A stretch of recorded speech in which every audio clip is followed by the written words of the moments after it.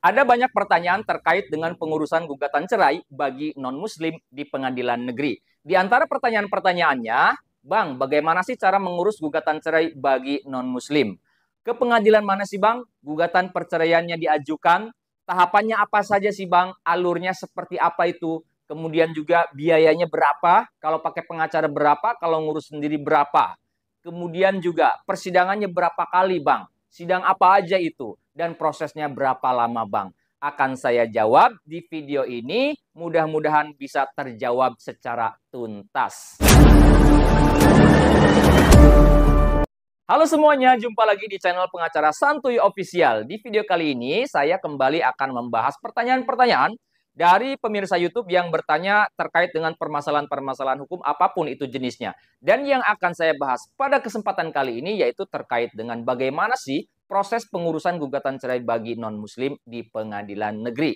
Nah, untuk menjawab pertanyaan-pertanyaan tersebut, akan saya coba sampaikan pengalaman saya, cerita saya atau kami dari kantor pengacara menangani perkara gugatan perceraian bagi non-muslim di pengadilan negeri. Semoga bisa terjawab. Oleh karena itu, simak video ini sampai dengan selesai. Baik, ceritanya begini. Kami memiliki seorang klien yang beliau adalah non-muslim yang ingin mengurus perceraian secara resmi di pengadilan negeri. Beliau ini seorang ibu rumah tangga, seorang istri, dan beliau ini sudah berpisah cukup lama, yaitu sudah lebih dari 5 tahun berpisah dengan suaminya, namun belum mengurus secara resmi perceraiannya ke pengadilan negeri. Oleh karena itu, beliau datang dan meminta bantuan kami, serta menguasakan kepada kami untuk mengurus proses perceraian secara resmi di pengadilan. Klien kami ini tinggalnya di Jakarta Pusat. Dan dahulu, waktu berumah tangga dengan mantan suaminya ini, beliau ini tinggalnya ya sama-sama di Jakarta Pusat.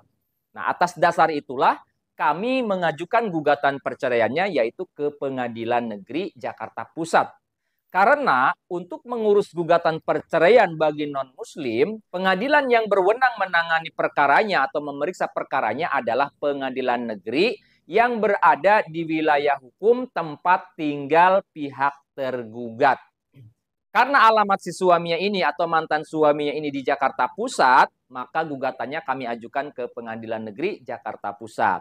Sebelum kami mengajukan gugatan, tentu kami harus mempersiapkan berkas-berkasnya terlebih dahulu.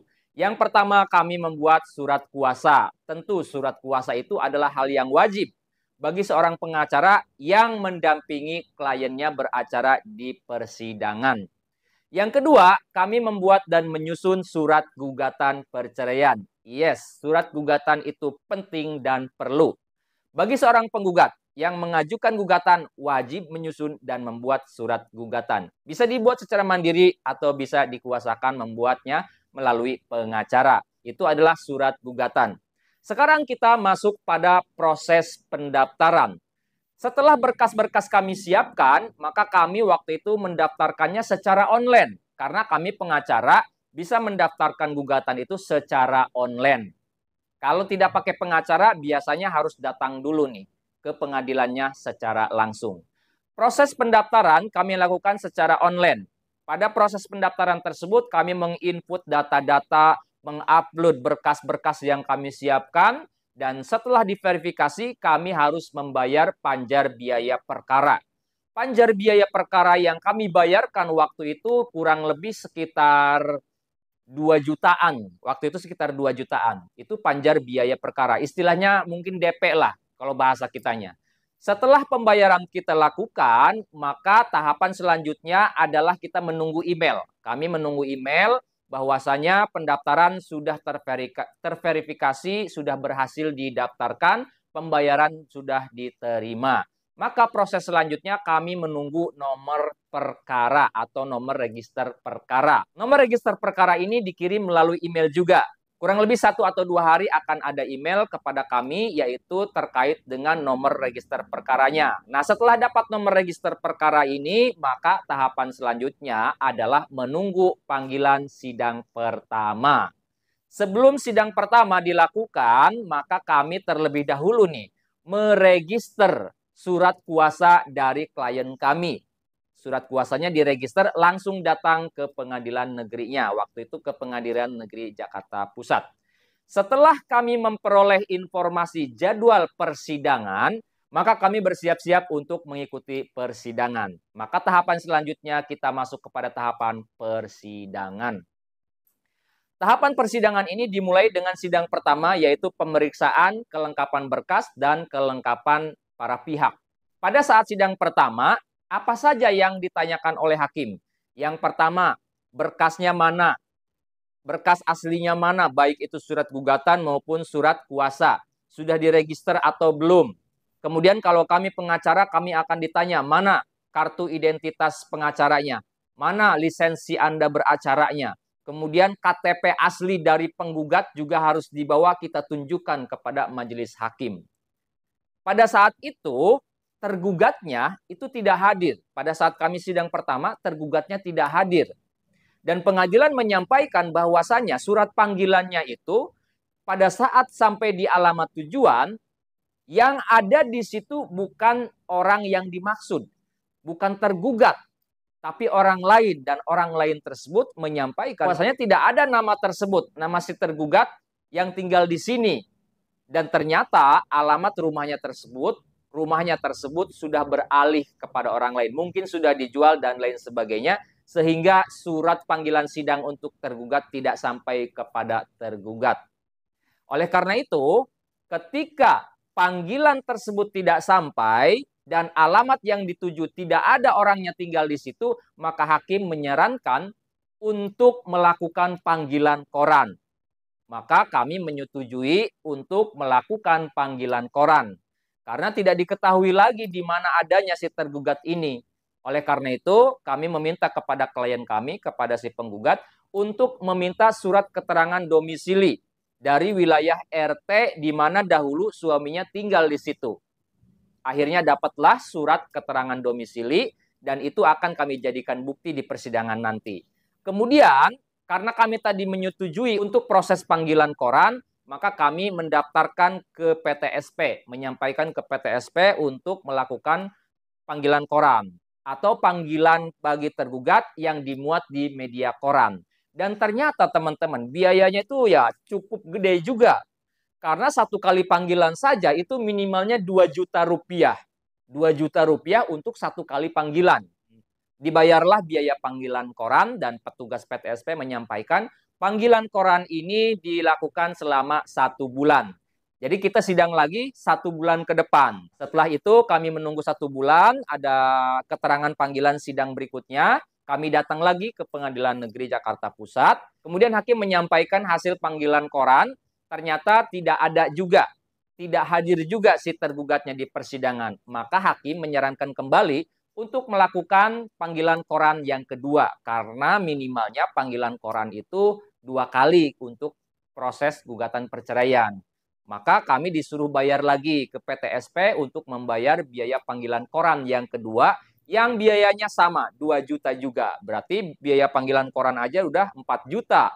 Udah 4 juta tadi ya, panggilan koran pertama dan panggilan koran kedua.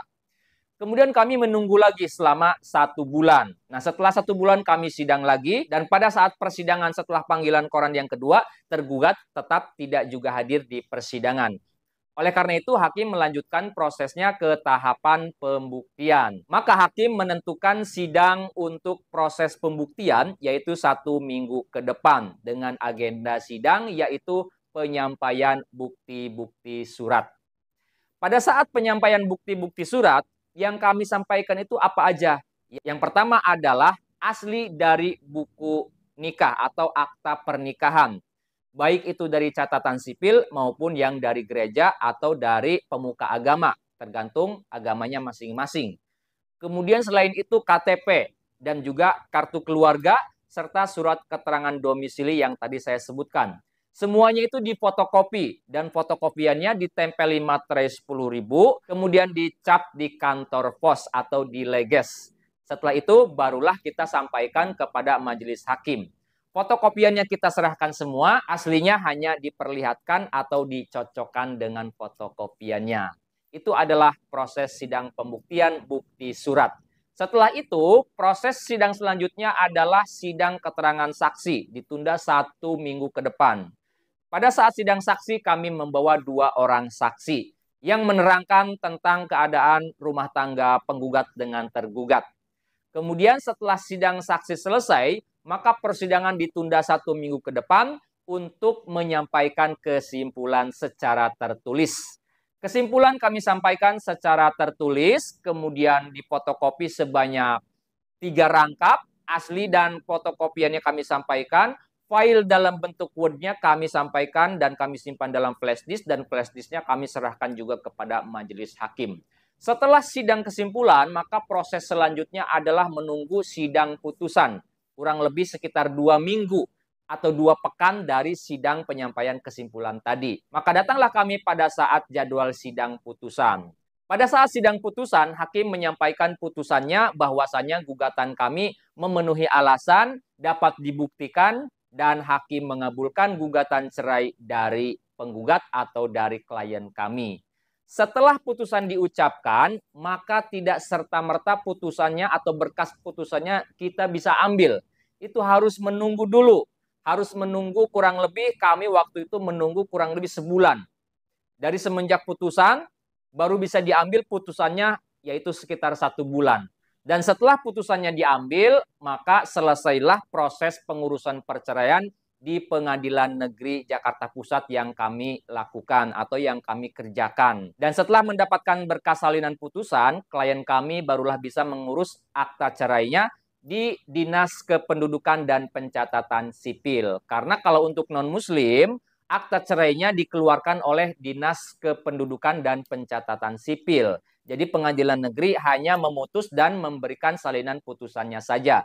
Nah, sekarang biaya yang kami habiskan untuk mengurus gugatan perceraian dari klien kami ini, yang pertama panjar biaya perkara kami kurang lebih habis sekitar 2 juta atau 2,5 juta. Kami lupa lagi, tapi sekitaran itulah. Kemudian biaya panggilan koran 2 juta kali 2 kali, berarti udah 4 juta. Ya, 4 juta, 5 juta, 6 juta, sudah 6 jutaan lebih. Selain itu kami juga mengeluarkan biaya untuk misalkan fotokopi, kemudian ongkos persidangan, transportasi, kemudian biaya makan selama persidangan, dan lain sebagainya. Itu total-totalnya habis sekitar ya 10 jutaan. Jadi kalau misalkan mau mengurus cerai secara mandiri, saya rasa biayanya itu ya, kalau misalkan tergugatnya hadir, saya rasa tidak akan nyampe 5 juta atau 10 juta.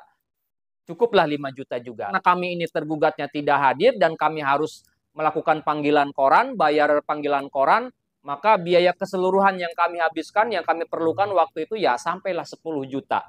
Jadi kalau pakai pengacara itu minimalnya saja, mungkin minimalnya saja di atas 15 jutaan. Jadi kalau pakai pengacara tentunya harus menyiapkan biaya lebih, tergantung kesepakatan dan kompleksitas perkara sih. Nah, sekarang berapa lama prosesnya? Kami waktu itu daftarnya bulan Mei, awal Mei. Kemudian selesainya itu di bulan Agustus putusan, dan untuk berkas putusannya baru bisa kami ambil yaitu di bulan September, akhir September kemarin. Berarti kita hitung Mei, Juni, Juli, Agustus, September, 5 bulan. 5 bulan baru selesai. Itu adalah lama prosesnya. Nah, sekarang tahapan persidangannya yang kami jalani, pertama sidang pemeriksaan kelengkapan berkas dan kelengkapan para pihak. Kemudian yang kedua adalah sidang hasil panggilan koran pertama. Yang ketiga, sidang hasil panggilan koran kedua.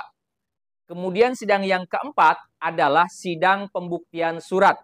Yang kelima yaitu sidang pembuktian keterangan saksi. Yang keenam adalah sidang penyampaian kesimpulan. Kemudian yang ketujuh adalah sidang putusan. Nah, itu adalah proses atau tahapan persidangannya, ada 7 kali persidangan yang kami lakukan.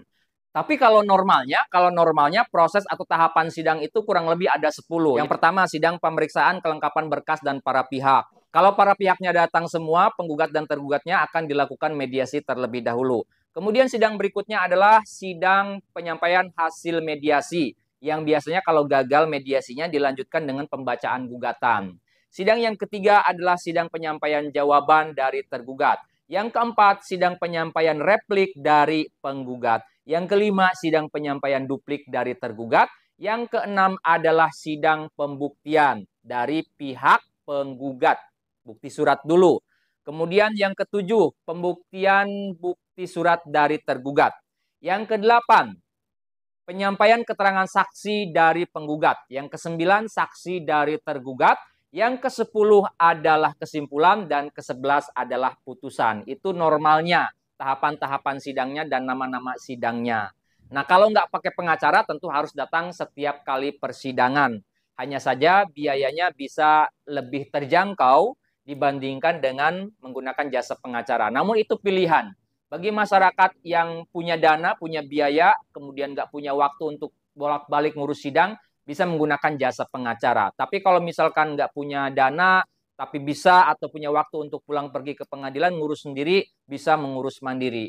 Itu yang dapat saya sampaikan. Mudah-mudahan bisa menjawab pertanyaan-pertanyaan yang di awal video tadi saya sampaikan. Apabila video ini ada gunanya, ada manfaatnya, kami mohon keikhlasan dari pemirsa YouTube semua untuk subscribe ke channel Pengacara Santuy Official. Sampai jumpa di video-video selanjutnya. Ikan kakap, ikan teri. Sekian dari saya, terima kasih.